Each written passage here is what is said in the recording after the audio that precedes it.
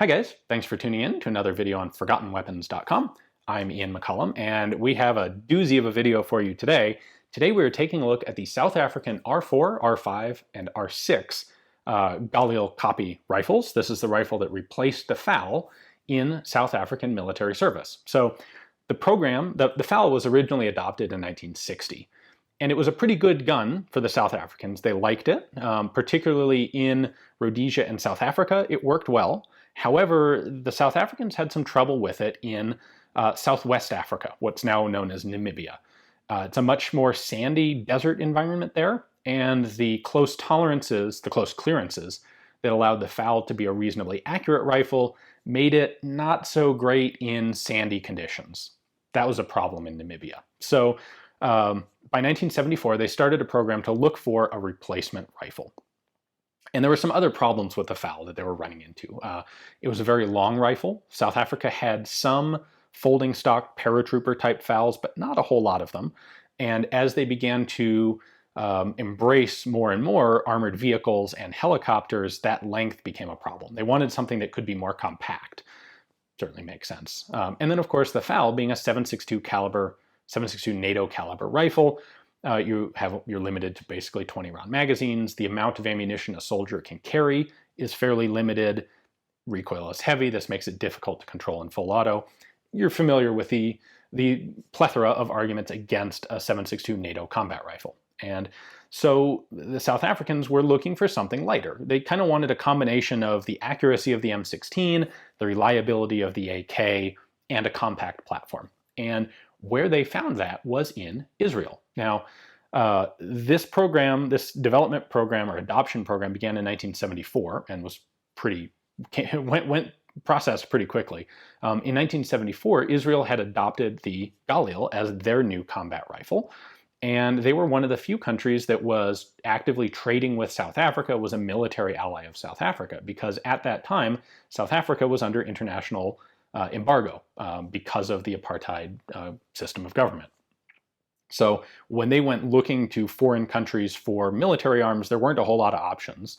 The Israeli Galil looked like the perfect replacement for the FAL, and so South Africa adopted it in 1975. Now the first batch of what became designated the R4 rifle in South Africa, the first batch of a couple thousand were actually IMI production Galil rifles, straight off the Israeli production lines, while the South Africans began to set up production of the rifle themselves at the Littleton Engineering Works in Johannesburg. Production the tooling setup began in 77, the first deliveries of rifles were in 1979, and the licensing agreement that the South African government had with the Israeli government required Littleton to produce exact copies of the Israeli Galil. They weren't allowed to make any changes to the design.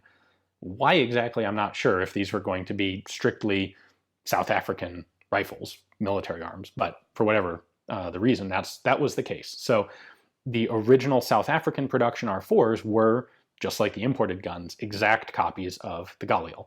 Now, in 1979, that licensing agreement ended, and at that point, South Africa started making actually a really large number of mostly pretty small changes to the rifle, just little tweaks to make it a little more exactly what the South Africans were looking for. So there were a whole bunch of those changes, and we'll go ahead and take a look at them in just a moment. Just so you have an idea, the other guns we're going to take a look at here after we take a look at the R4 in detail are going to be the R5, which is a shortened version, and the R6, which is a shortened version, and the LM 4, 5, and 6, which are the civilian semi-automatic versions of these rifles that were sold on the South African commercial market. So, without further ado, let's take a look at what the South Africans changed to turn the Galil into the R4. All right, so we have a standard South African R4 here on the bottom, and we have a Galil SAR here on the top. Now, this isn't quite the perfect comparison because this is the short-barreled version. This is the Israeli equivalent of the R5. And this is the standard. This is the equivalent of the Galil AR. This is the Galil SAR. But these only really differ in overall length. So we can use this to show you the original Israeli features, and this guy, the South African changes. So the first one we're going to take a look at is the front sight and the front sight hood. The original Israeli guns have a narrow front sight hood. On the R4, they opted to increase it substantially in diameter and actually thin it as well. And the reason was to basically allow more light transmission through. You got a better sight picture that way. At the same time, they also took the front sight post and narrowed it significantly compared to the original Israeli guns. That was partially done for marksmanship reasons, like on the known distance training range, but that definitely gives you a finer sight picture.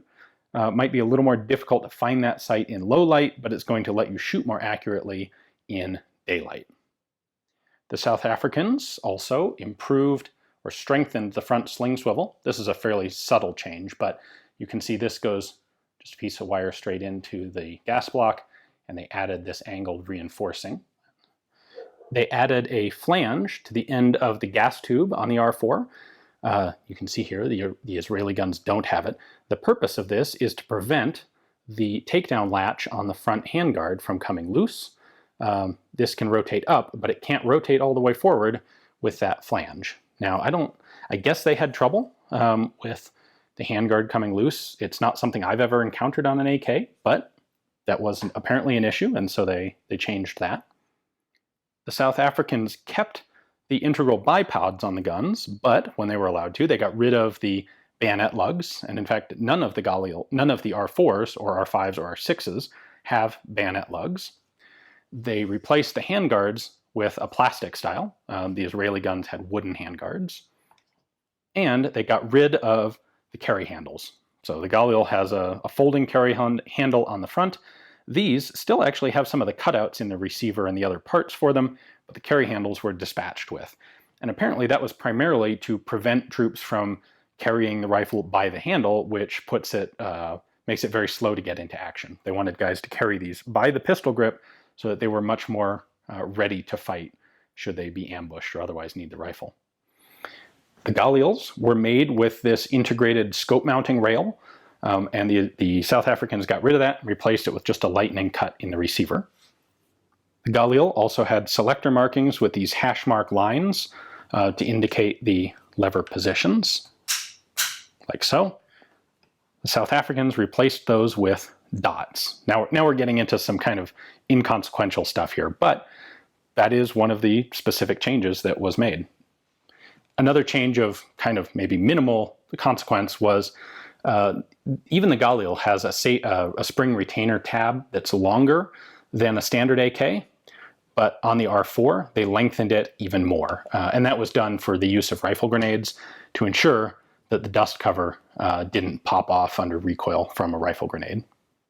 Now there are two changes left that are much more substantial. One of them is the recoil buffer, which is not in this rifle because this is the Israeli Galil, and there's just this open plug at the back where the stock is attached. The South Africans took advantage of that hole to put in a rubberized or neoprene or some sort of composite, slightly squishy material there to act as a recoil buffer. Now, when you're actually shooting this, only the very top of that buffer is actually impacted by the back of the bolt and the bolt carrier. So the buffer is held in place by this stock retention crosspin. So after you've used the buffer for a while and it's gotten really beat up at the top, you can then take it out, flip it over 180 degrees and use the bottom. And if you go ahead and drill it crosswise as well, you can use the 3 and 9 o'clock positions, and then you throw it out and replace it with a brand new one. So that's a feature unique to the R4s. And lastly, the stocks. So the stocks that the Israelis made and the copies made by the South Africans are metal. It's an aluminum stock, and it's of a relatively short length. Well, actually, it's kind of a fairly normal length. What the South African Army found is that it was too short for a lot of their soldiers, for most of their soldiers. So Littleton Engineering developed a new stock that was a bit longer. It is a plastic coated stock with steel reinforcing on the inside. So it's got all the durability of the original stocks, but it is longer. So apparently they originally planned to do a couple different lengths of these, but they ended up only making the long one because it worked the best. So the thing to consider here is the South African Army at this point was a segregated army. and the units that they were issuing these brand new top-of-the-line rifles to were all white units of South Africans, a large percentage of whom were descended from the Dutch Boers. And the Dutch are, statistically speaking, the tallest population in Europe. So the South African army was kind of abnormally tall, and the longer stocks fit them a lot better than the original Galil stocks. Now, after 1994, the South African army integrated and has actually ended up going back to the original pattern of stock because the integrated troops, many of them are of Zulu descent, and the Zulu folks are typically shorter, and the standard pattern stocks fit them better. So they now keep both stocks in service and issue them out to appropriate sized height people. So at this point, you probably are familiar with what an R4 is, but we'll go over the basics just in case you're not. It is obviously a copy of the Galil, which is an improved pattern of Kalashnikov-style rifle. So the fire control group in this rifle, the bolt carrier, all of these are mechanically identical to the Kalashnikov. They're not interchangeable because the R4, like the Galil, is chambered for the 5.56 NATO cartridge. South Africa was not a member of NATO, but they were generally associated with the Western bloc of nations, and so it made sense that they would choose a caliber in common with those countries that facilitates military aid and all that sort of stuff. All of the R4s had folding stocks. This was one of the substantial reasons that the rifle was adopted, was to make it more compact for armored vehicles and aerial use.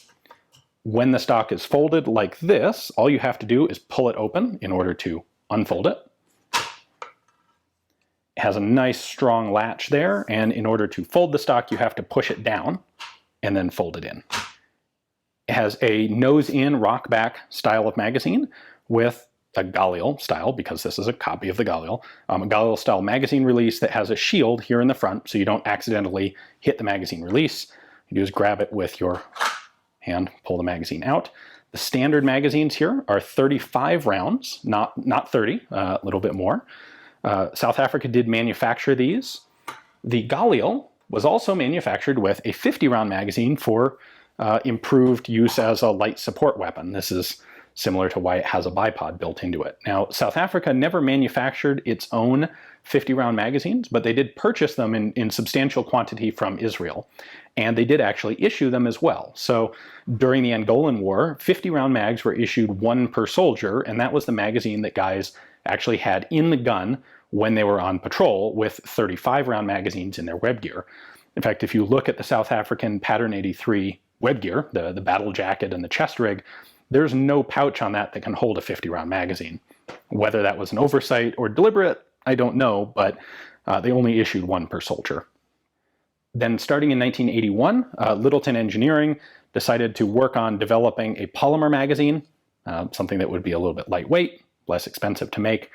They took several iterations to get it right, but they did end up with a 35-round polymer magazine, and these were widely issued and continued to be widely used in South Africa by everyone who's using R4, R5, and R6 rifles. The bolt handle on the R4 is bent vertically up. This, in theory, allows ambidextrous operation over the top of the rifle. I don't know how realistic that is. In my experience, I'm left-handed, so it's easy for me to use as is, but I've seen a lot of people who continue to roll the gun over the top or over the bottom to use that charging handle. The R4 has an integral, permanently attached bipod. Legs fold down. And this allows the gun to be a little more stable, shooting from the prone position, using it in full auto as a support weapon, that sort of thing. They are also equipped with grenade launcher capable muzzle devices, flash hider there with this tensioning spring for rifle grenades. They do also make a special 12-round magazine that is blocked at the front so that it can only hold crimped, no projectile grenade launching blank cartridges. So of course, one of the primary benefits or improvements of the R4 and the Galil pattern rifles over the standard AR is the relocation of the rear sight to the rear of the receiver cover and the use of an aperture sight instead of an open notch. Now, This is set with, there are two apertures here. There's a 300 meter and a 500 meter. I just flip through. However, if you notice, there's also a third detent position right in the middle.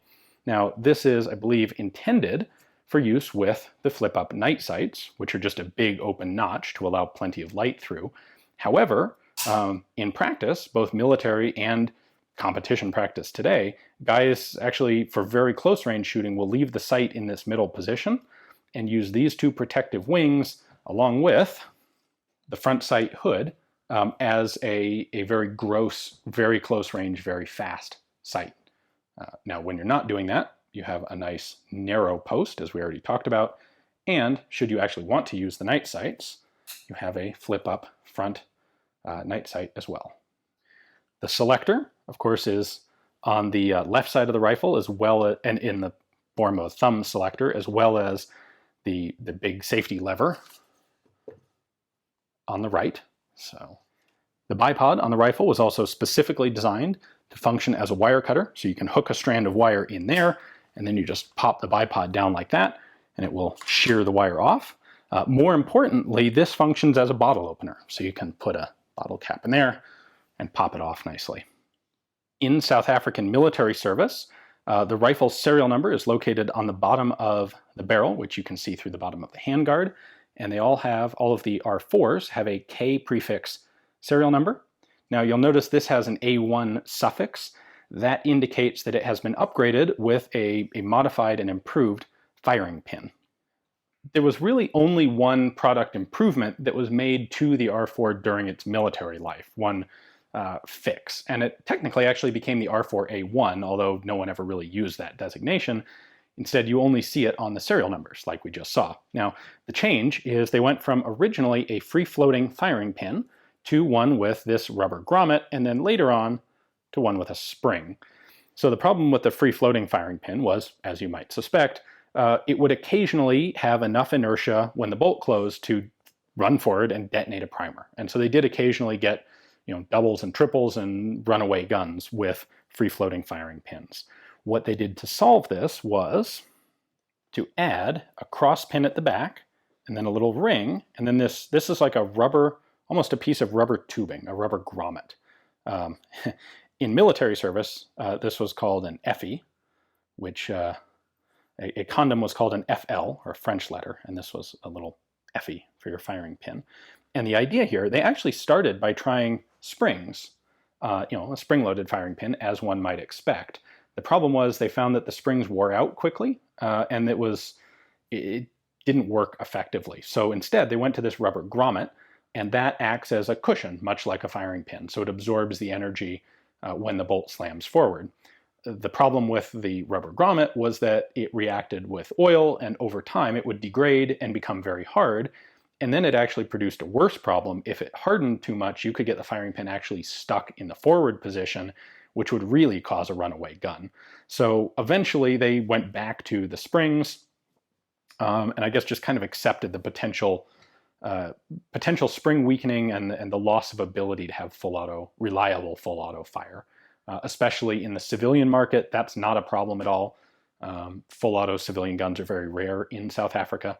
So anyway, pretty cool to actually find one that has the grommet set up in it, as well as one that hasn't been modified at all. Now we can move on to the next variant of the gun, and that is the R5. So in 1984, this was adopted, and it is basically a copy of the Galil SAR. The Israelis had decided that they wanted a shorter rifle to be more compact for specialized troops who really had particular need for that. The South Africans shared the exact same desire, and so they came up with a shorter barrel.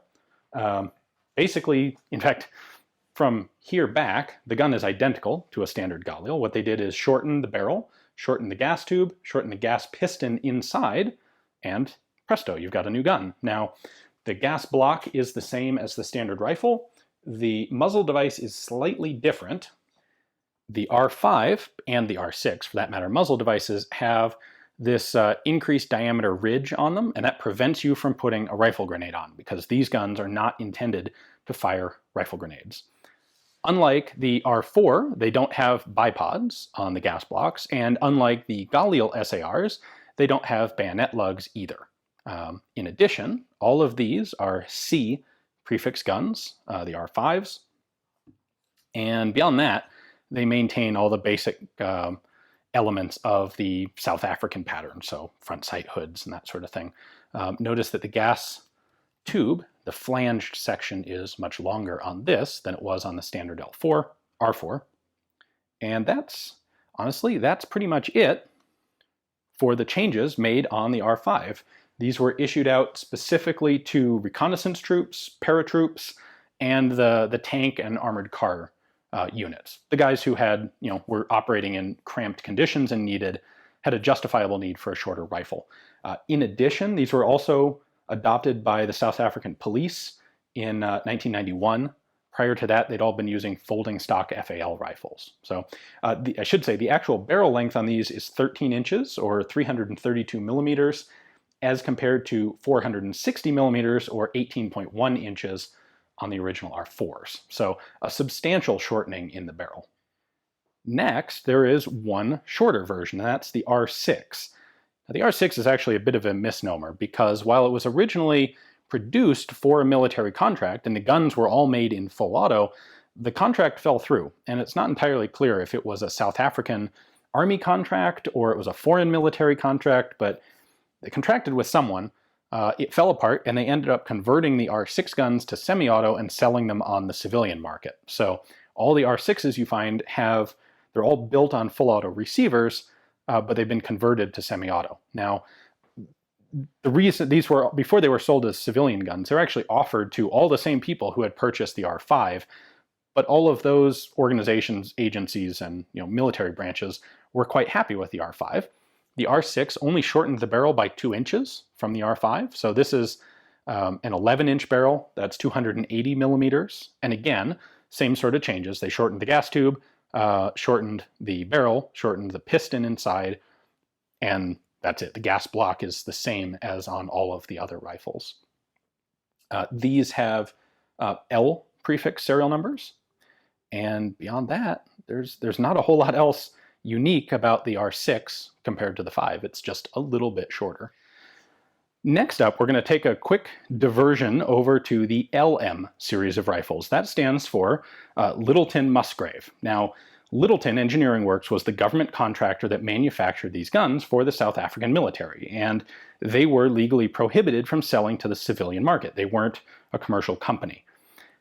However, they recognized that there was a definite demand for these guns on the civilian market, especially farmers in rural areas were very interested in firearms for self-defense, and there's a long shooting culture in South Africa. So some of the guys at Littleton approached the Musgrave Company, which was really the premier firearms manufacturing and retailing company in South Africa at the time.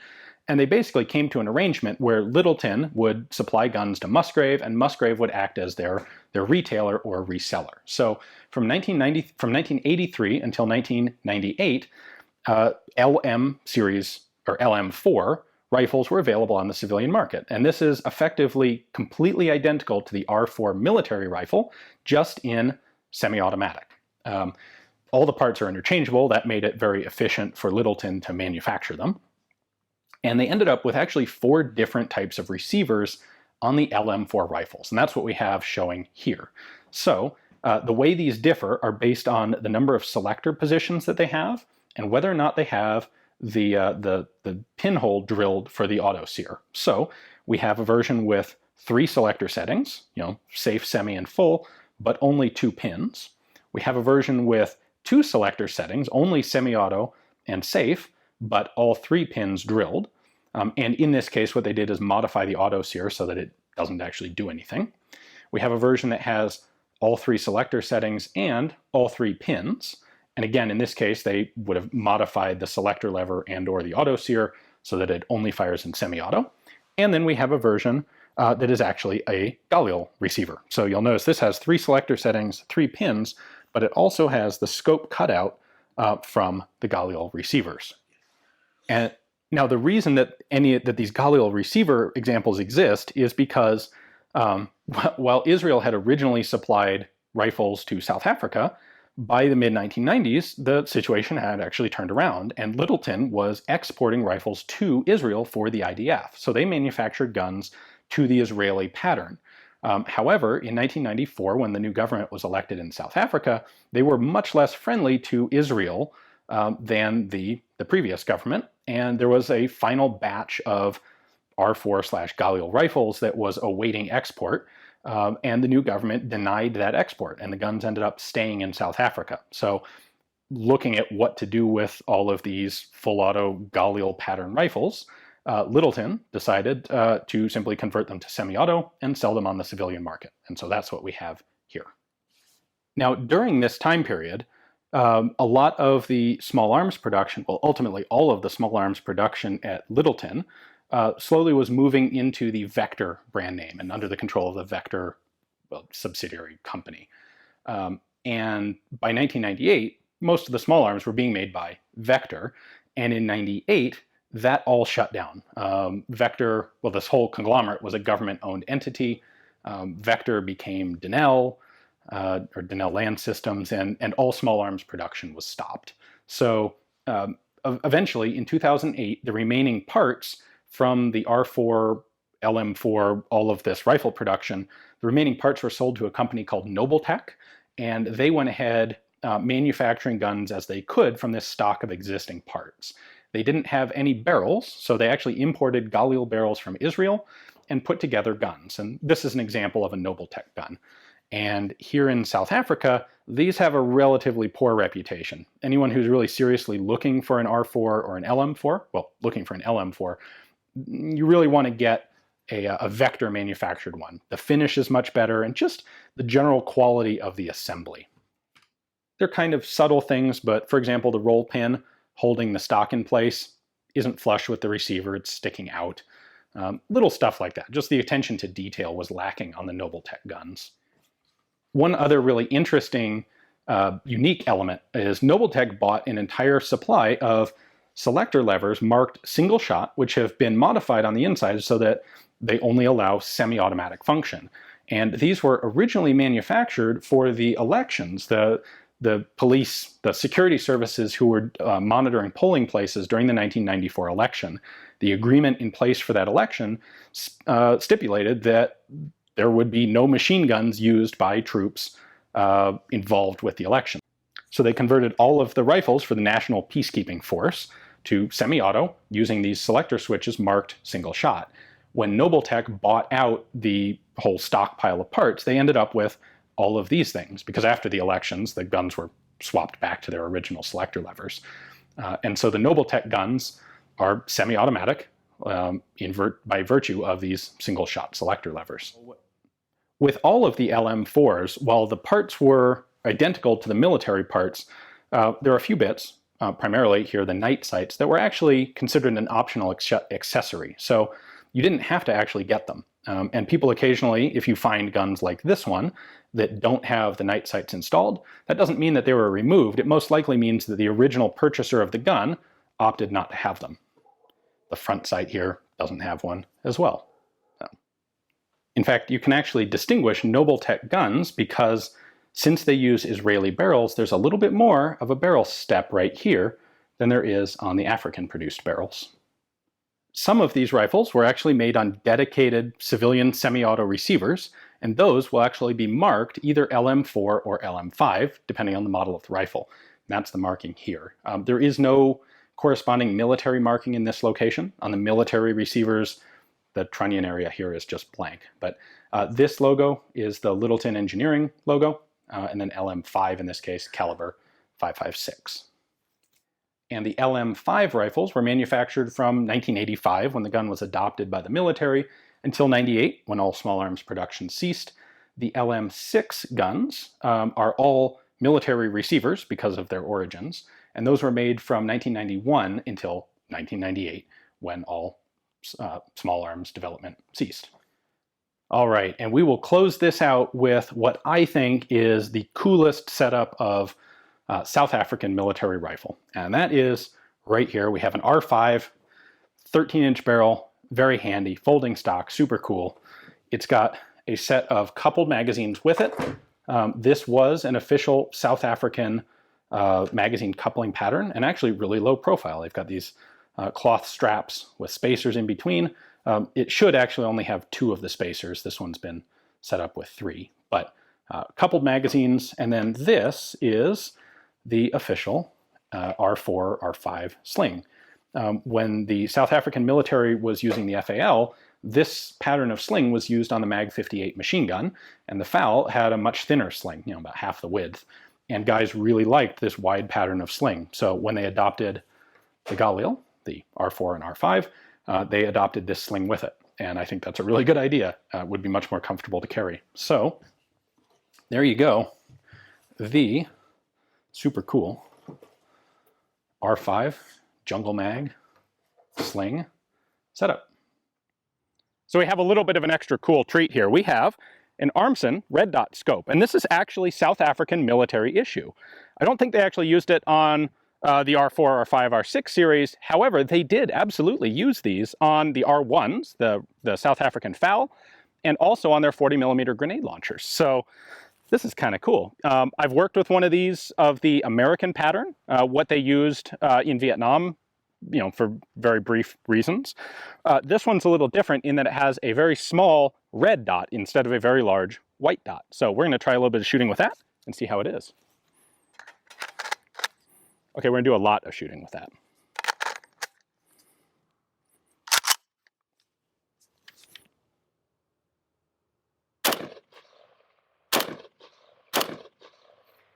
That's zeroed like perfectly.